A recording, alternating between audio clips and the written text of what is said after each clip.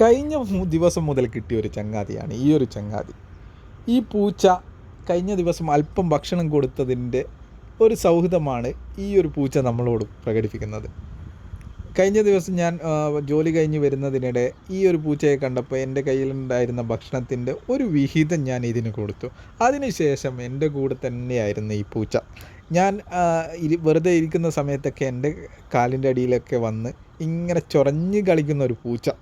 അതുപോലെ തന്നെ ഞാൻ വെറുതെ ഇരിക്കുന്ന സമയത്ത് ഈ പൂച്ച വന്നിട്ട് ഞാൻ മൈൻഡ് ചെയ്തില്ലെങ്കിലോ ഞാനിവിടെ ഉണ്ട് എന്നറിയിക്കുന്ന രീതിയിലുള്ള ഒരുപാട് കുസൃതികളൊക്കെ കാണിക്കുന്ന ഒരു പൂച്ചയാണ് ഈ ഒരു പൂച്ച.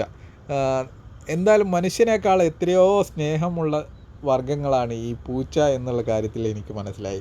നമ്മളൊരു ഉപകാരം ചെയ്താൽ അതിന് തിരിച്ചു തരാൻ പറ്റുന്ന രീതിയിലുള്ള സൗഹൃദങ്ങളും അല്ലെങ്കിൽ അതിന് ചെയ്യാൻ പറ്റുന്ന കാര്യങ്ങളൊക്കെ നമ്മളോട് ചെയ്തു തരുന്നുണ്ട്.